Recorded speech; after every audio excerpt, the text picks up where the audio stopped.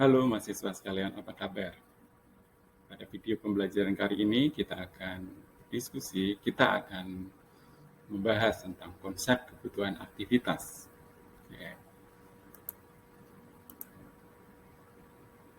Ya, secara definisi kebutuhan aktivitas ini didefinisikan sebagai kebutuhan dasar manusia.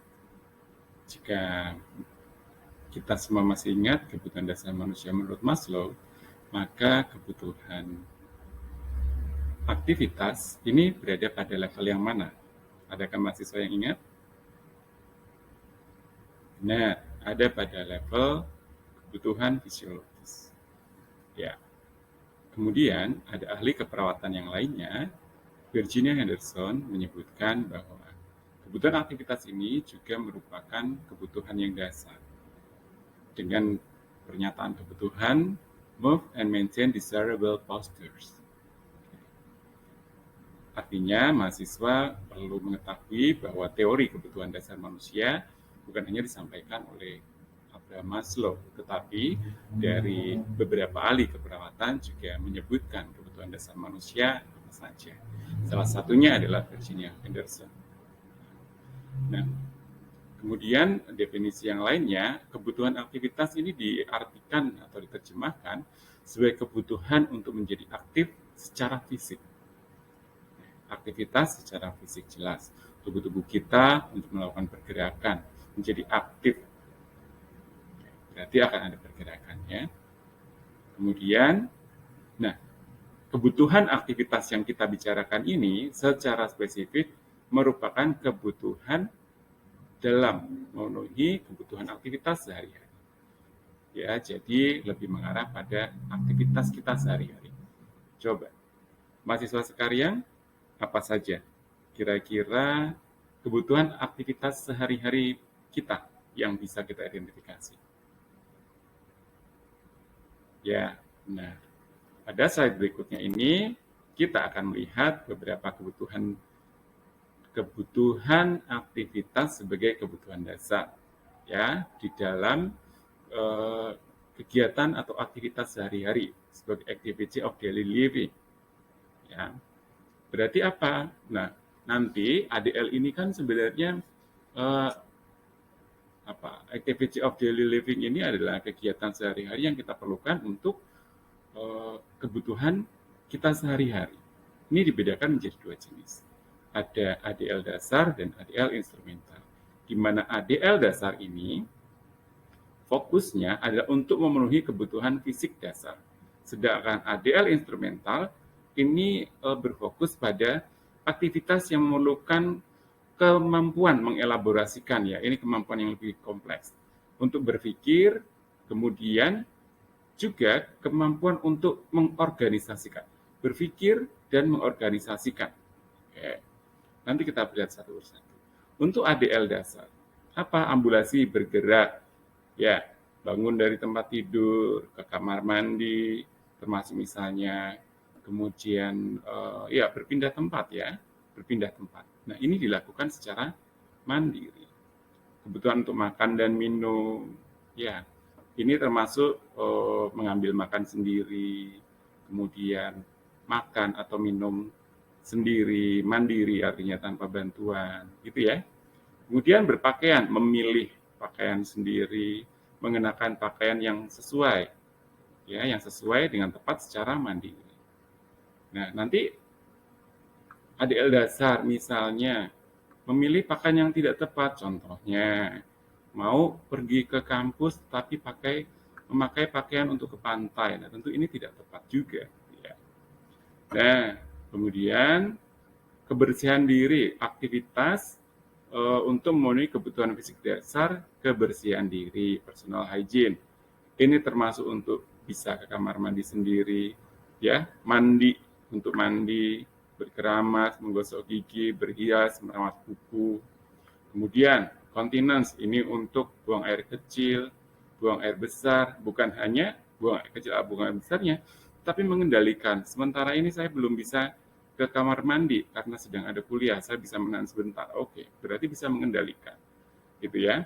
Pengendalian dan bisa melakukan fungsi berkemih atau defekasi dengan baik. Oke. Nah, toileting. Nah, apa bedanya dengan continence? Toileting ini adalah kemampuan untuk mencapai tempat mau melakukan continence tadi misalnya. Oh, mau mencuci tangan, mampu mencapai wastafel misalnya, mampu mencapai kamar mandi untuk mandi, mampu mencapai eh, toilet gitu ya untuk buang air kecil atau untuk buang air besar. Nah, seperti itu. Nah, inilah yang kemudian disebut sebagai ADL dasar. Aktivitas untuk memenuhi kebutuhan fisik dasar. Oke, kita sekarang ke ADL instrumental. Ini memerlukan kemampuan yang lebih kompleks ya, berpikir dan mengelaborasikannya dengan mengorganisasikan. Ya, contoh, transportasi dan berbelanja ini memerlukan kemampuan untuk memahami, oh kalau misalnya saya dari rumah saya mau ke pasar, mau berbelanja, saya harus mengenakan atau harus naik alat transportasi apa? Sepeda, motor, angkutan umum, mobil. Nah, kalau untuk mau membawa kendaraan sendiri, berarti harus mampu mengendalikan, mengendarai, gitu ya. Kalau terkait transportasi, harus bisa memilih alat transportasinya yang mana. Kemudian, apalagi berbelanja, memilih barang yang akan dibelanja, ya, yang akan dibeli, kemudian membayar dengan benar. Nah, ini salah satu kegiatan untuk ADL instrumental. Berikutnya, mengatur keuangan. Nah, ini mengatur keuangan sendiri. Kemampuan untuk membayar berbagai kebutuhan hidupnya, kemampuan untuk menyimpan uang yang dimiliki gitu ya. Termasuk untuk menabung. Kemudian ini kemampuan untuk menyiapkan makanan supaya siap dimakan, termasuk membelanjakan bahan makanan. Jadi ini mandiri, bukan hanya untuk saat mengambil makanan atau menyuapkan makanan untuk diri sendiri, tetapi untuk menyiapkan makanan, ya, mengolah makanan. Oke. Kemudian merawat dan membersihkan rumah, oke, menyapu, termasuk menyapu, mengepel, gitu ya. Kemudian merapihkan ruangan-ruangan, berkomunikasi dengan orang lain, termasuk menggunakan telepon, email, media sosial. Nah, ini termasuk dalam ADL instrumental. Demikian juga untuk mengatur pemakaian obat. Ya, obat apa yang perlu saya minum, di mana obatnya, berapa dosisnya, kapan perlu saya minum, seperti itu. Nah, oke, untuk ketika kita merawat pasien di rumah sakit ataupun sesuai dengan keunggulan program studi kita adalah keperawatan home care. Nah, kita perlu memperhatikan tidak hanya ADL dasar ini, tetapi ADL instrumental juga perlu kita perhatikan. Ya, kenapa? Karena ini nanti akan menjadi apa? Menjadi indikator juga bahwa kemampuan untuk melakukan ADL dasar dan instrumental ini menjadi poin-poin yang dinilai di dalam penilaian kualitas hidup seseorang atau status fungsional seseorang. Ya, kapan sebenarnya kita temui untuk yang ADL instrumental ini? Penderita-penderita dengan penyakit kronis misalnya yang memerlukan perawatan home care, nah, yang kemudian dirawat di rumah. Nah, ini perlu menjadi fokus perhatian kita ketika melakukan perawatan home care, pengkajian aktivitas. Atau pasien-pasien dengan gangguan jiwa ya, yang kemudian ketika tujuan-tujuan tertentu sudah dicapai, ADL instrumental ini menjadi juga cukup penting. Demikian juga ada kondisi yang lainnya. Nah, ini adalah beberapa ya tentang ADL tadi. Ini sebagai kemampuan dasar merawat, mengasuh diri secara mandiri.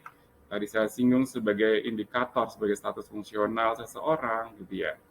Nah, ketidakmampuan seseorang melakukan aktivitas sehari-hari ini mengimplikasikan pada 3 kondisi. Bahwa seseorang itu dalam keadaan tergantung pada orang lain, seseorang itu memiliki ancaman terhadap keamanannya sendiri, keamanan dirinya sendiri pada kondisi seperti apa? Misalnya, pasien dengan gangguan sensori persepsi, penglihatan misalnya. Penglihatannya tidak jelas gitu ya, samar-samar. Kemudian melakukan aktivitas apa? ADL dasar gitu, ke kamar mandi, tidak jelas di situ. Jalan menuju kamar mandi, kemudian terpeleset, jatuh. Nah, tentu akan beresiko terjadi ancaman terhadap keamanan apa? Jatuh. Ya. Dan kemudian terjadi penurunan kualitas hidup. Nah, ini adalah tingkat ketergantungan pasien menurut Swansberg and Swansberg. Ya. Kategori 1, kategori 2, dan nanti ada kategori 3. Kategori 1 ini seperti apa? Pasien yang yang bisa melakukan self-care atau perawatan diri secara mandiri. Nah, ini memerlukan waktu perawatan oleh perawat, ya kurang lebih 1-2 jam per hari. Ya, untuk apa ini? Kegiatannya ini biasanya bantuan yang diberikan ini, ya, untuk kebersihan diri, mandi, ganti pakaian. Nah, ini bisa dilakukan sendiri. Makan dan minum masih dilakukan sendiri. Ambulasi pergerakan, perpindahan dari tempat tidur ke tempat yang lain, ini yang memerlukan pengawasan. Kemudian pada pasien dengan kategori ini adalah yang memerlukan pemantauan tanda vital setiap shift. Kemudian pengobatan minimal dengan status psikologi stabil. Ya, artinya pasien ini pemberian obatnya ya standar saja, dan pasiennya stabil secara psikologis, bukan dalam kondisi yang cemas, bukan dalam kondisi depresi misalnya. Nah, apalagi masuk kategori ini? Oh, pasien dengan perawatan luka yang sederhana, masuk dalam kategori tingkat ketergantungan 1. Sementara yang 2, deskripsinya adalah pasien intermediate care atau memerlukan perawatan parsial atau sebagian.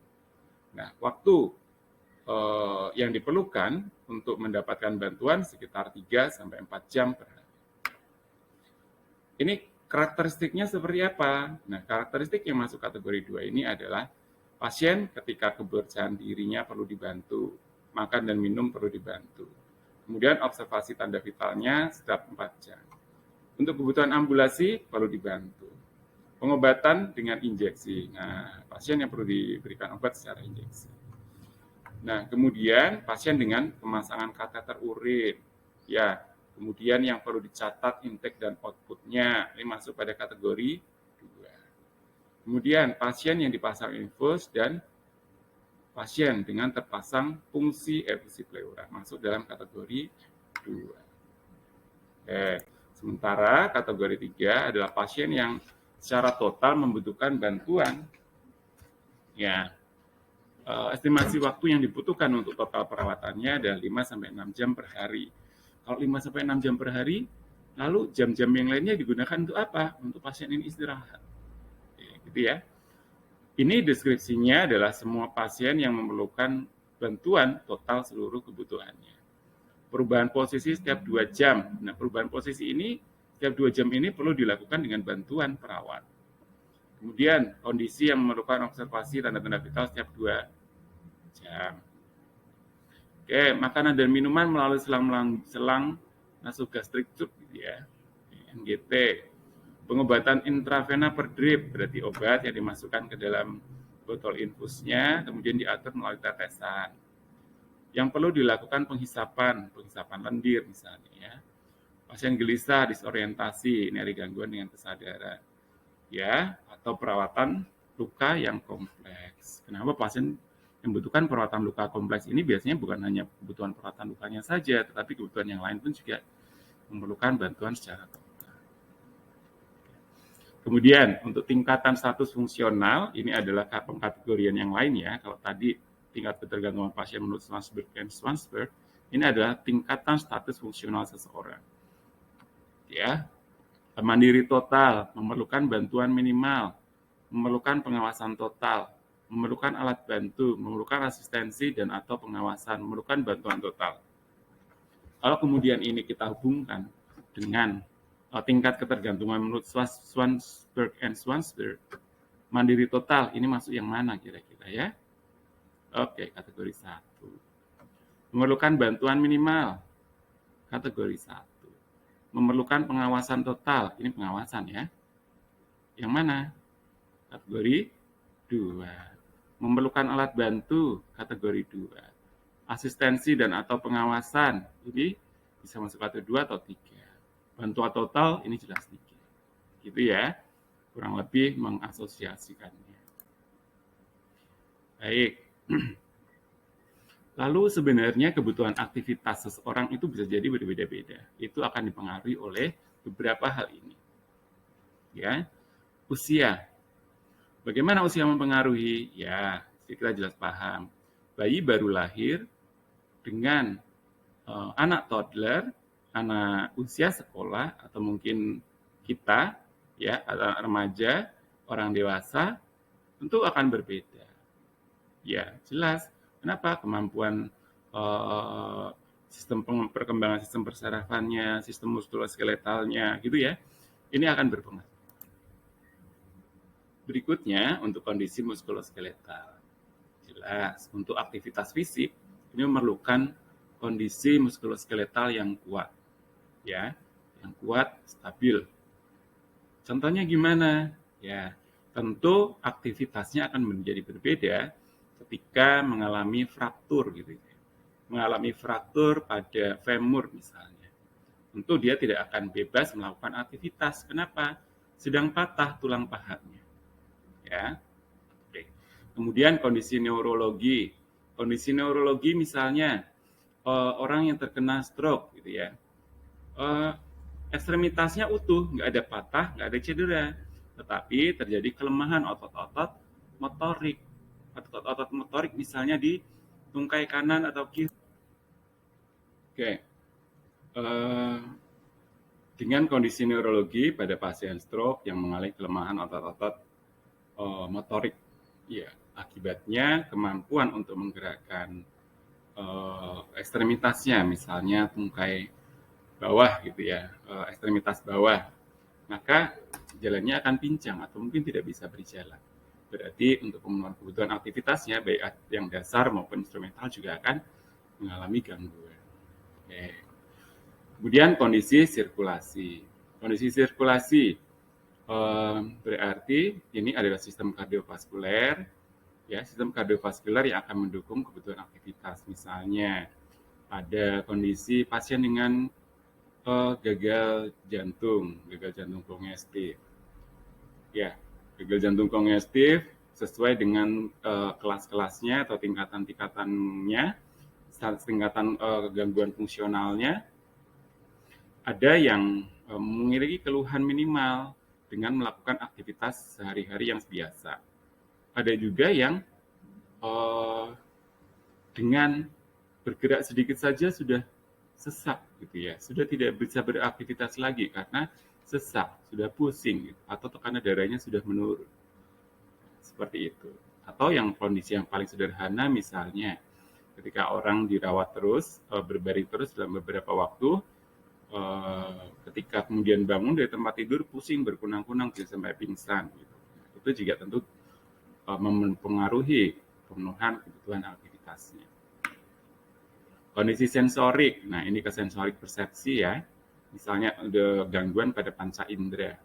Nah, contoh gangguan pada indera penglihatan, nah tentu tidak akan bisa bebas bergerak, gitu ya.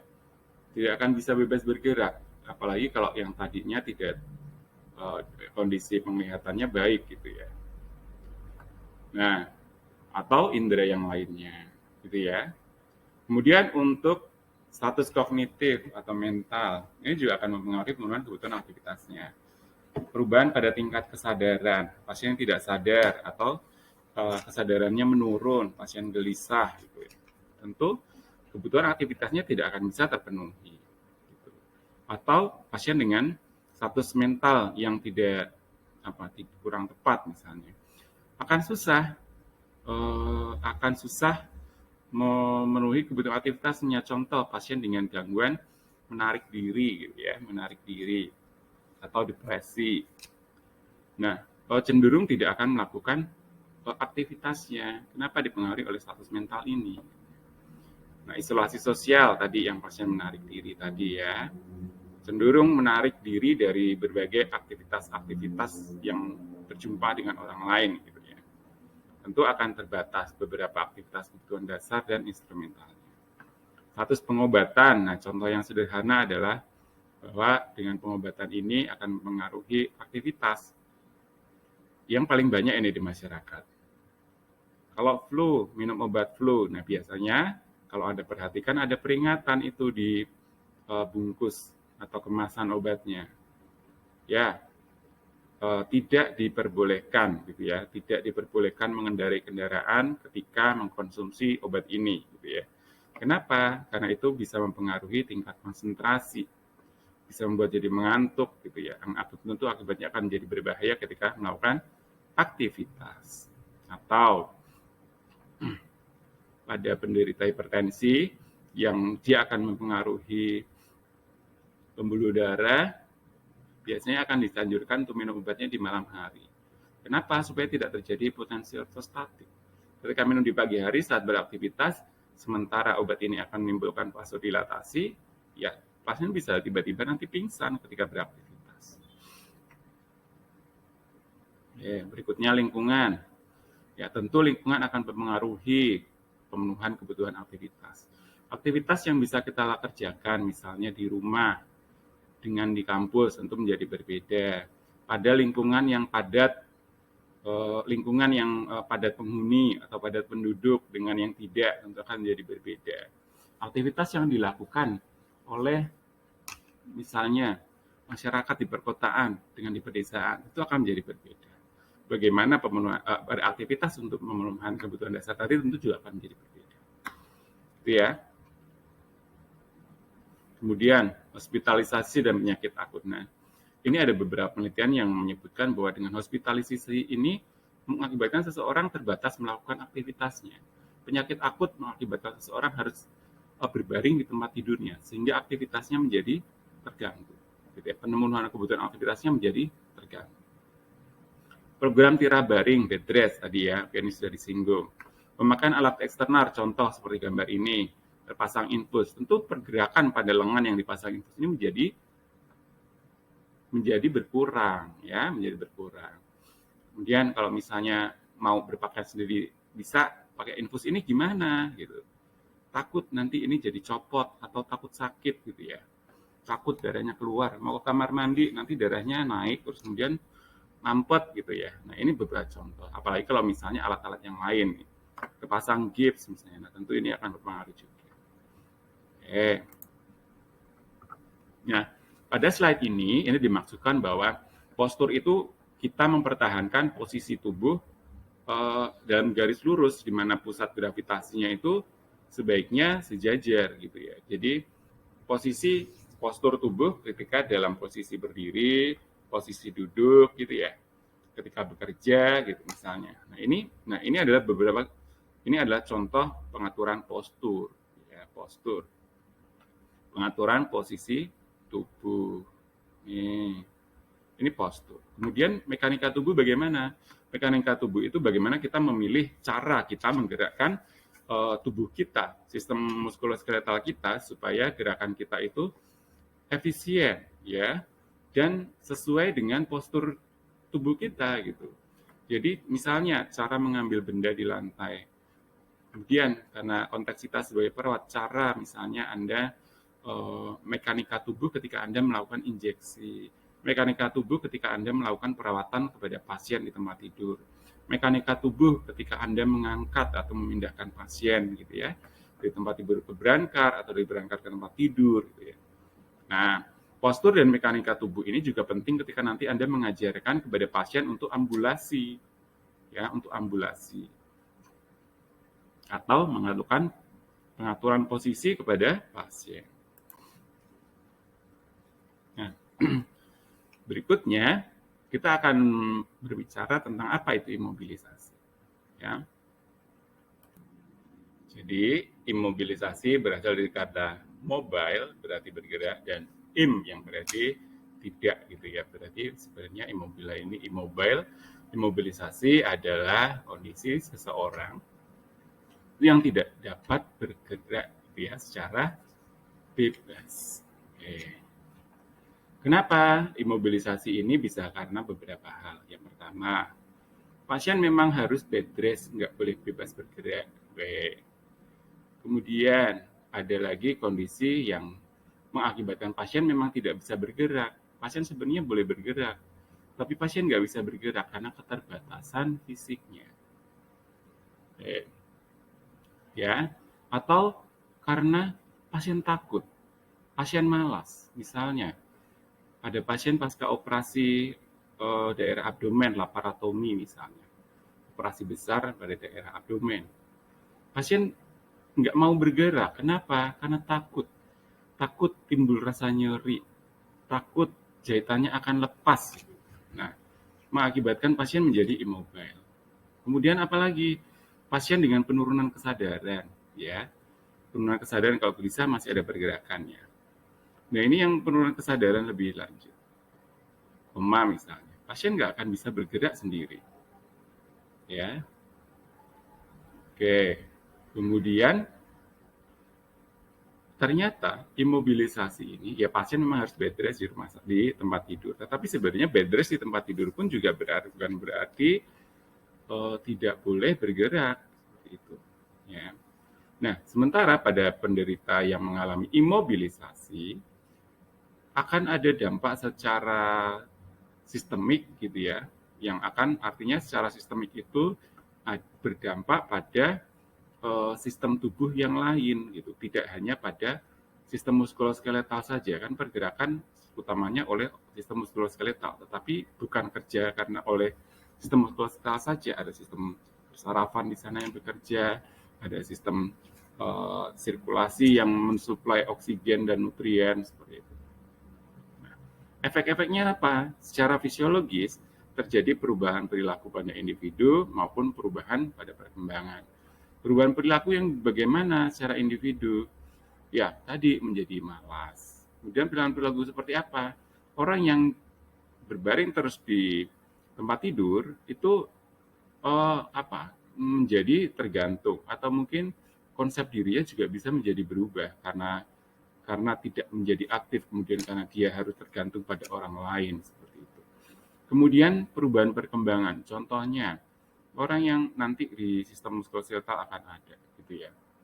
Stimulasi untuk perkembangannya menjadi berkurang. Pada efek sistemik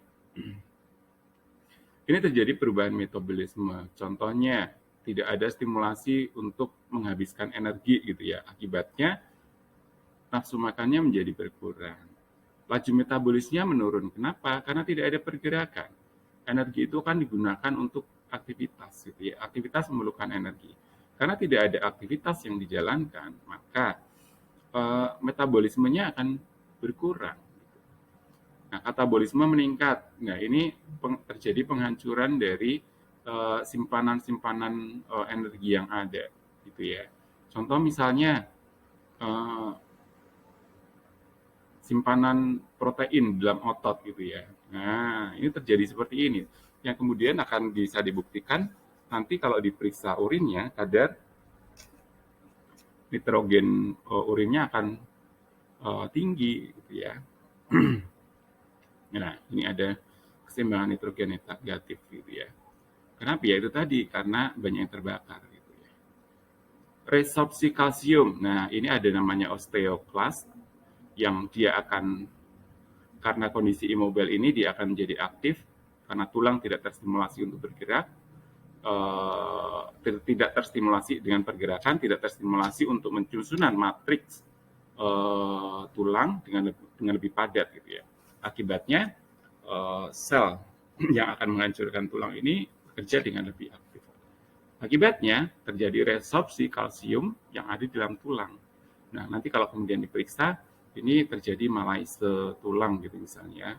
Kemudian ada osteomalacia. Nah, osteomalacia kurang.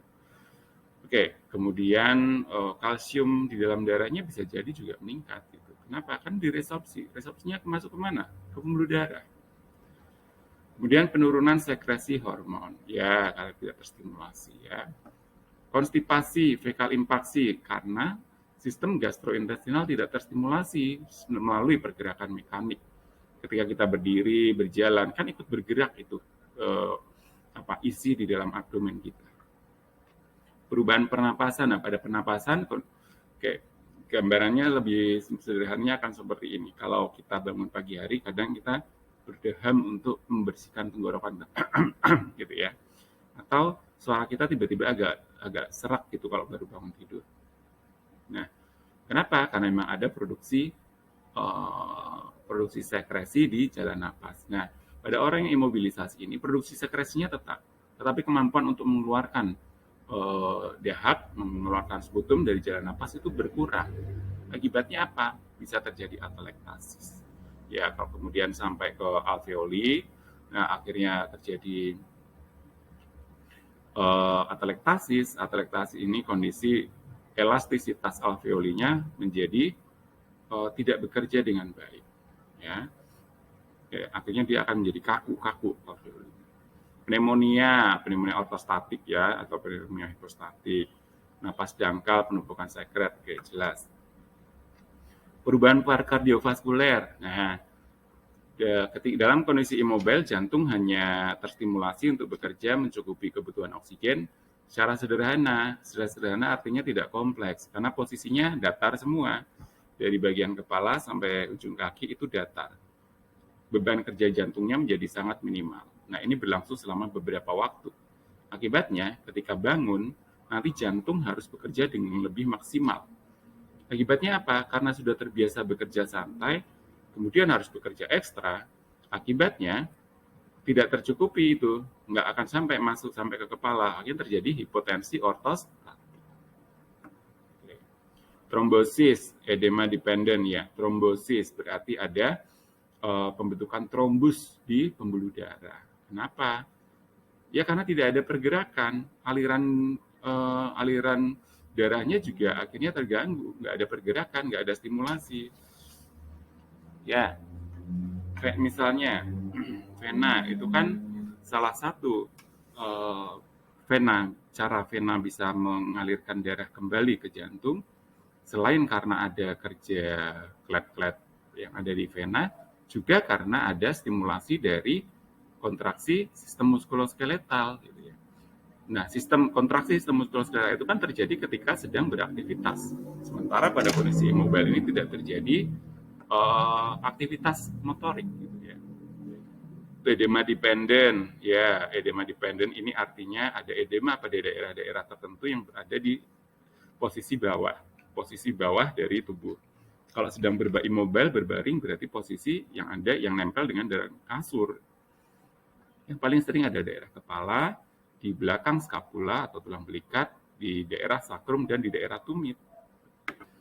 Nah, kemudian perubahan muskuloskeletal, disuse, oke. Karena tidak terstimulasi, maka otot-ototnya bisa mengecil gitu ya. Mengecil. Kemudian disuse osteoporosis tadi, ada osteomalacia tadi, ada resorpsi kalsium, akibatnya ya matriks tulangnya menjadi lebih longgar, tidak padat, akibatnya bisa terjadi osteoporosis. Kontraktur sendi karena tidak digerakkan. Foot drop ya, karena posisi ketika seseorang berbaring itu kakinya kan cenderung seperti berjinjit ya. Bukan posisi tertekuk seperti ketika berdiri.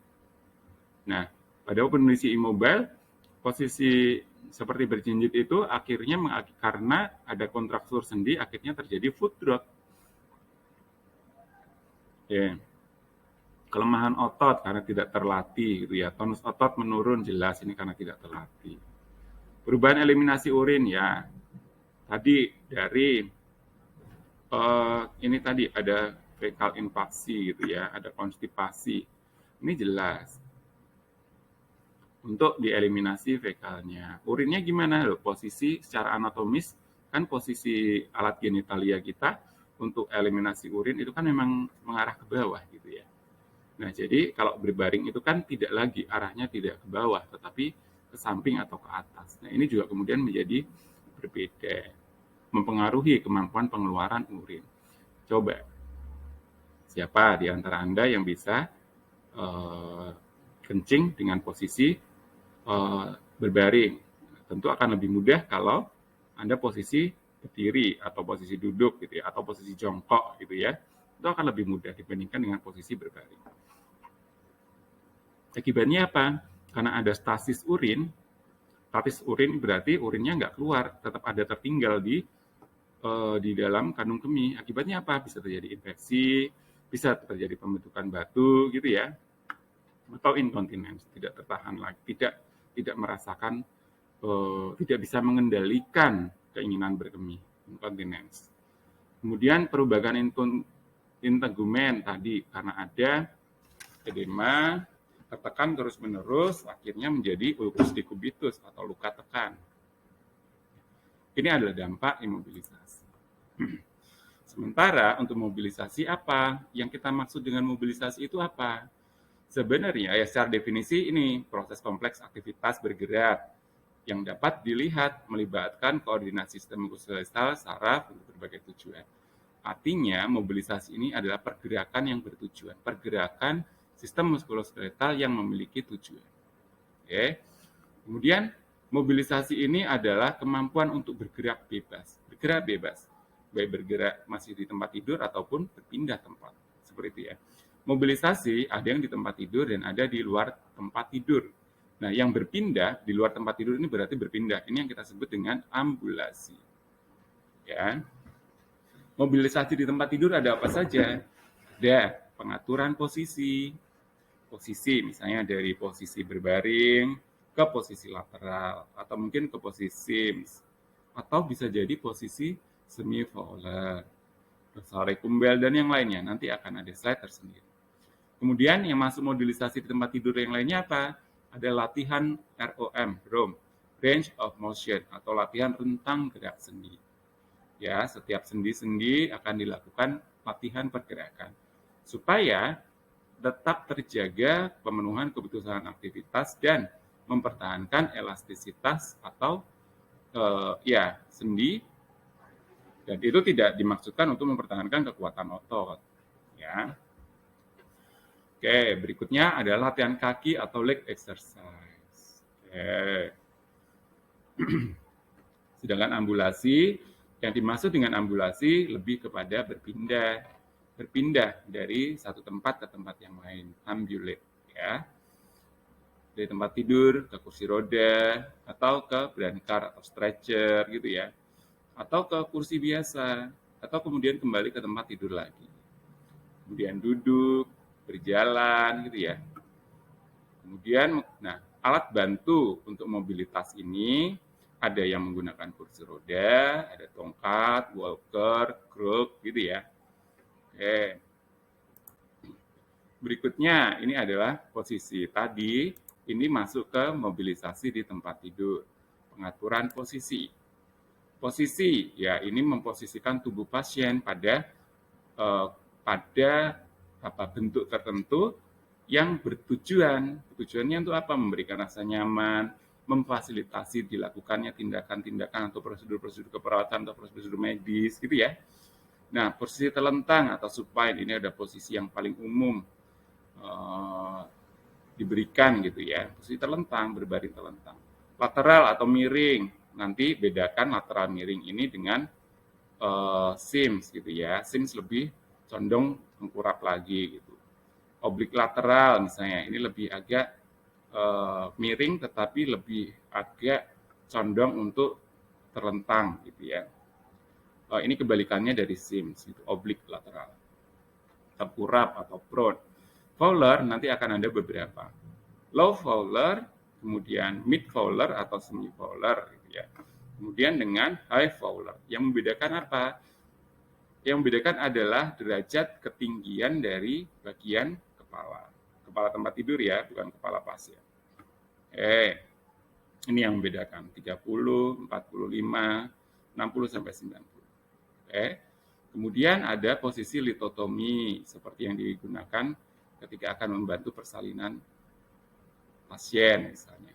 Dorsal recumbens seperti pada posisi pemasangan kateter pada wanita. Trendelenburg ini pemosisian bagian kepala itu lebih rendah dari bagian kaki gitu ya.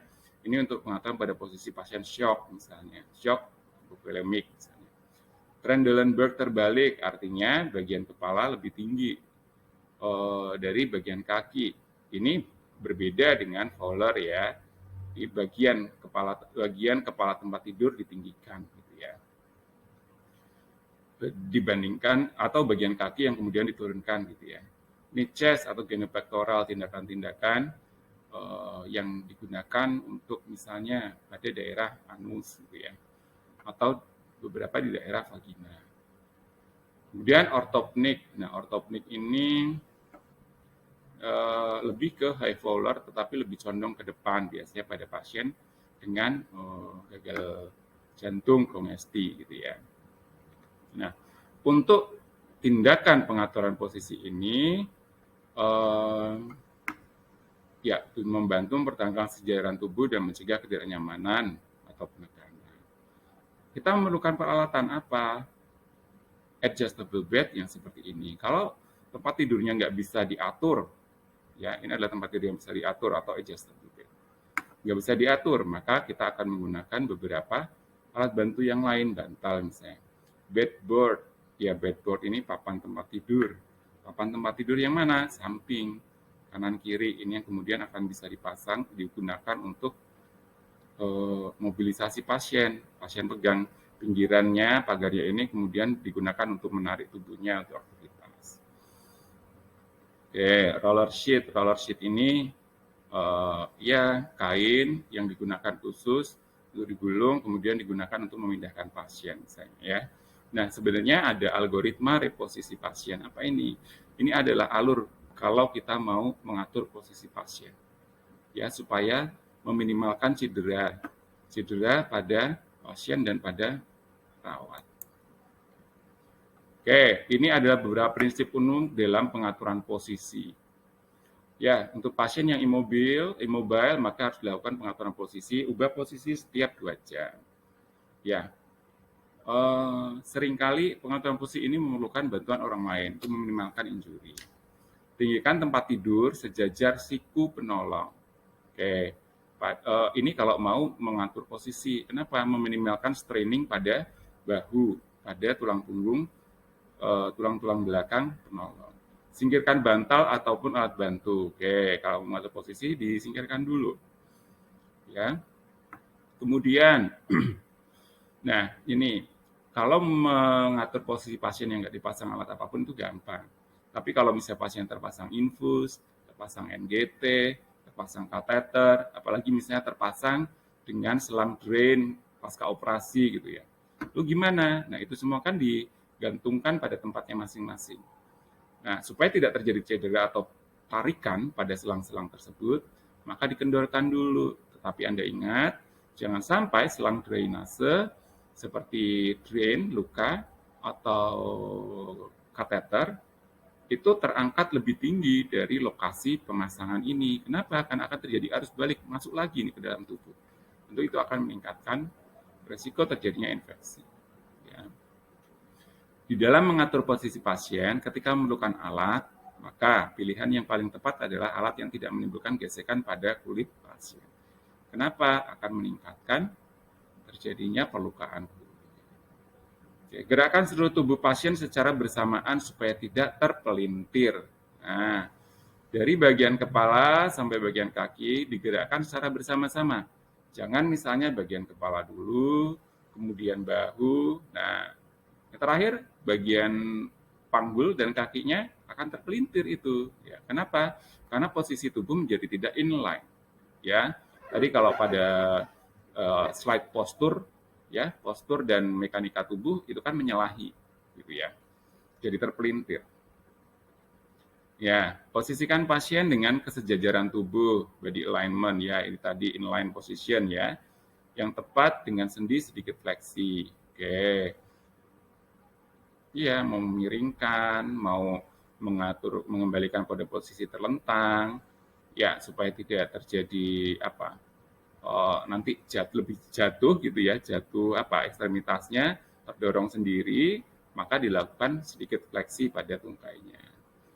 Oke, ganti bantal dengan alat bantu. Ini kalau memang pengganjal tetap perlu digunakan. Topang anggota gerak pada posisi fungsional. Artinya, anggota gerak itu lengan atau kaki perlu ditopang gitu, nggak dibiarkan gitu saja, pegangi dengan tangan misalnya, ya. Oke.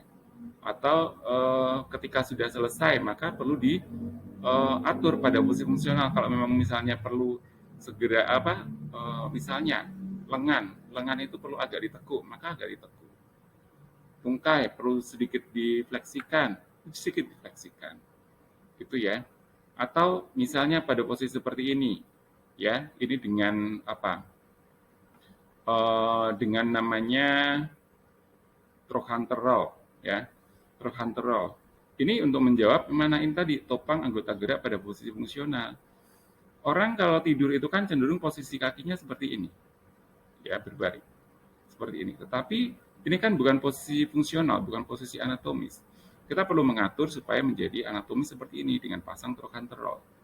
Ya, dipasang, disilangkan, nyebrang tubuh pasien di bagian bawah, kemudian digulung untuk mengganjal ini sendi bahu, kalau perlu sampai ke daerah lutut gitu ya, supaya dalam posisi anatomis seperti ini. Nah, ini beberapa contoh untuk menjelaskannya ini. Gunakan alat peninggi untuk meredakan bengkak. Oke. Alat peninggi misalnya ada bengkak di mana? Bengkak di tungkai, tungkainya perlu ditinggikan, diganjal. Lakukan perawatan kulit setelah pengaturan posisi. Ya, kenapa? Untuk memeriksa apakah ada kemungkinan perlukaan pada kulit, luka di kubitus gitu ya. Kemudian dilakukan tindakan pencegahannya dengan massase misalnya. Pengaturan posisi dilakukan dengan membalik dan menggerakkan pasien dari satu posisi ke posisi lainnya. Oke. Ini adalah hand roll. Hand roll itu adalah alat yang digunakan untuk mempertahankan supaya jari-jari tangan itu tetap dalam posisi yang cenderung anatomis, tidak akan menjadi kaku, menggenggam ya. Trochanter roll ini yang dipasang footboard ini untuk bergerak. Nah, ini kan akan seperti ini posisi kakinya. Dengan footboard pasang maka nggak akan posisi seperti menjinjit, tetapi seperti posisi orang berjalan. Ya bisa pakai footboard, pakai boots atau foot splint gitu ya. Trapeze ini ya segitiga yang dipasang di tempat tidur, di atas tempat tidur gitu ya, di atas memanjang dari bagian kepala sampai bagian kaki tempat tidur, kemudian dipasang pegangan yang berbentuk segitiga. Kenapa? Itu untuk membantu pasien bergerak secara mandiri, ya, untuk pegangan. Nah, ini kemudian latihan ROM dan berpindah. Latihan ROM ini adalah melatih sendi persendian untuk dilakukan pergerakan tentang gerak sendi, ya. Oke, kemudian berpindah ya jelas berpindah atau transfer dari satu tempat ke tempat yang lain, gitu ya. Bisa dilakukan dengan alat atau tanpa alat. Misalnya gimana dari tempat tidur ke kursi roda, ke kursi, gitu ya, ke brankar ataupun sebaliknya. Nah, ini adalah beberapa contoh. Ini dengan transfer belt. Ini mau membantu pasien berdiri, misalnya, atau pasien berjalan, dipasang transfer belt. Nanti ini perawatnya akan memegangi pasien pada bagian transfer belt. Ya, kemudian ini tadi yang bedboard tadi ya sebenarnya, atau side rail. Bedboard ini masuk kategori bedboard. Menjadi alat pegangan untuk pasien. Nah, ini misalnya pasien ini ada alat bantu untuk mengangkat pasien dari tempat tidur ke kursi roda. Oke.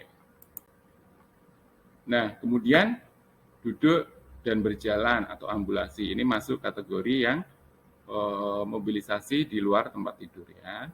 Oke, mulai dari mana dulu? Seperti pasien dari berbaring, aktivitas di tempat tidurnya gimana? Miring-miring gitu ya. Kemudian tinggikan bagian kepala secara bertahap. Kalau bisa kemudian duduk di tempat tidur gitu ya. Sesudah duduk di tempat tidur, berlatih. Berikutnya adalah latihan duduk menjuntai atau dangling gitu ya. Pasien duduk di tempat tidur dengan kaki menjuntai ke arah lantai gitu. Nah, ini kalau Anda mau melatih pasien seperti ini, pastikan ketinggian tempat tidur sudah diturunkan gitu ya. Diturunkan. Kenapa? Supaya pasien nggak akan terjatuh gitu ya. Nah, tentu Anda juga harus nantinya perlu mengkaji bagaimana kondisi tanda-tanda vitalnya. Jangan sampai kemudian terjadi hipotensi ortostastik. Itulah kenapa pentingnya melakukan latihan ini secara bertahap tadi, ya.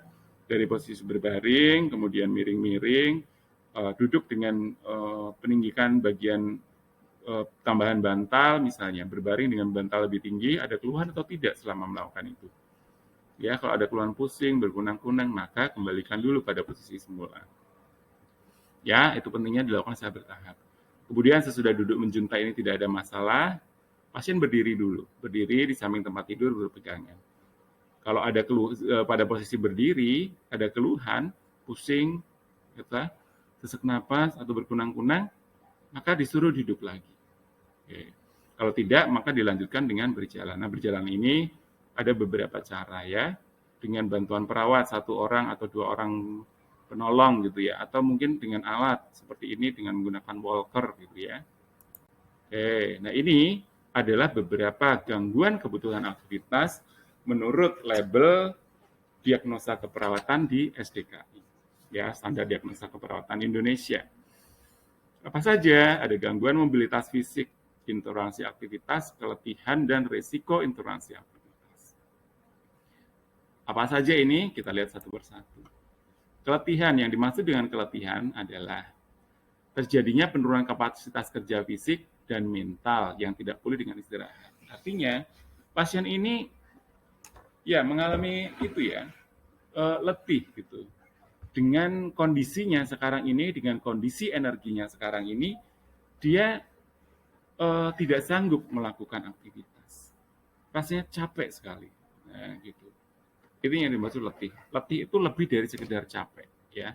Sudah istirahat tapi kok rasanya masih nggak cukup aja ini. Capeknya nggak hilang. Masih nggak cukup tenaganya. Nah, ini yang dimaksud dengan keletihan.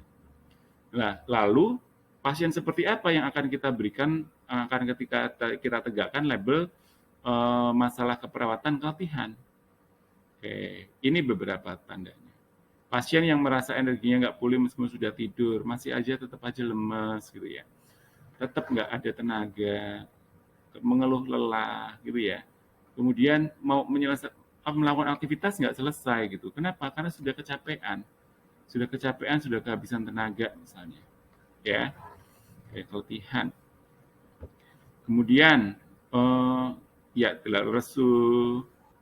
Oke, ini karena tidak mampu melaksanakan aktivitas, akibatnya merasa bersalah, penurunan libido atau hasrat seksual ya. Kemudian terus rasanya pengen tidur terus. Nah, ini kemudian kita tegakkan masalah keletihan. Lalu, masalah keletihan ini akan terjadi pada kondisi seperti apa nih? Kondisi klinis yang terkait. Ini untuk mengarahkan kita bahwa keletihan ini biasanya terjadi pada pasien-pasien dengan kondisi ini. Anemia, kanker, hipoparatiroid, hiperparatiroid, AIDS, gitu, depresi, dan menopause. Oke, berikutnya resiko intoleransi aktivitas. Apa ini? Ya, namanya resiko ya berarti belum terjadi intoleransi aktivitasnya. Intoleransi aktivitas belum terjadi, tetapi dengan kondisinya sekarang, pasien ini akan beresiko mengalami intoleransi aktivitas. Nah, itu maksudnya. Yang mana? Aktivitas apa? Aktivitas sehari-hari tentunya. Ya. Oke. Kemudian yang kita bisa tegakkan ini yang bagaimana? Nah, tentu kita akan lihat pada faktor risiko. Oh, orang dengan gangguan sirkulasi tadi ada ya faktor yang mempengaruhi ya. Kemudian ketidakbugaran status fisik, ya. Riwayat intoleransi aktivitas sebelumnya, oke. Oke, tidak berpengalaman dengan suatu aktivitas. Ya, pasien nggak pernah melakukan aktivitas ini, disuruh melakukan aktivitas ini, gitu ya. Kemudian ada gangguan pernapasan, gitu ya. Oke, berikutnya kondisi klinis yang terkait ini anemia, gagal jantung, penyakit jantung, gitu ya, dan beberapa yang lainnya. Gangguan mobilitas fisik. Nah, mobilitas fisik tadi kita sudah diskusi ya, sudah disampaikan tentang mobilisasi. Berarti pasien mengalami gangguan atau keterbatasan di dalam pergerakan fisik ekstremitas, satu atau lebih. Ya, tanda-tandanya gimana kalau pasien mengalami ini? Pasiennya jelas kesulitan menggerakkan ekstremitas, kekuatan ototnya menurun, gitu ya. Rentang gerak sendirinya bisa saja berkurang atau mengalami keterbatasan. Keterbatasan itu dibuktikan dengan adanya nyeri misalnya. Ya. Pasien yang enggan melakukan pergerakan, kenapa? Karena rasa sakit misalnya, atau kerasa kaku gitu ya. Oke, gerakan tidak terkoordinasi, artinya nggak mampu mengendalikan gerakannya. Maunya gerak ke depan tapi cuma gemeter-gemeter aja gitu ya. Seperti misalnya pada pasien Parkinson. Oke, kemudian kondisi klinis yang terkait ada stroke, cedera medullospinalis, trauma, fraktur, osteoartritis, osteomalacia, dan keganasan. Intoleransi aktivitas tadi, berarti pasien ini kalau melakukan aktivitas, tubuhnya tidak bisa mentoleransi. Artinya ada keluhan yang dirasakan ketika pasien melakukan aktivitas ini. Ya, oke. Ini yang bagaimana yang kita tegakkan? Oke. Ketika melakukan aktivitas, pasien merasa lelah, pasiennya sesak, terjadi peningkatan tekanan darah misalnya, atau terjadi penurunan tekanan darah, terjadi peningkatan nadi lebih dari 20% gitu ya. Kalau tadi waktu istirahat denyut nadinya misalnya 60, 70, ini bisa sampai 90 lebih gitu. Nah, kalau kondisi cuma sebentar nggak apa-apa. Atau kalau kita kondisi sehat, olahraga memang untuk seperti itu. Tetapi ini kondisi pasien yang memang sedang sakit, terjadi peningkatan nadi lebih dari 20%, maka tentu ini akan berbahaya. Ya, dan ini kemudian ditegakkanlah intoleransi aktivitas. Mengeluh sesak saat beraktivitas gitu ya. Pusing-pusing gitu ya. Berkunang-kunang gitu ya. Nah, atau ketika gambar EKG menunjukkan adanya aritmia. Oke. Baik, ini adalah slide terakhir. Semoga menambah pemahaman kita semua dan semoga bermanfaat. Jika ada pertanyaan, silakan ditanyakan melalui jalur yang sudah disiapkan. Sampai bertemu kembali pada video berikutnya untuk melakukan pembelajaran.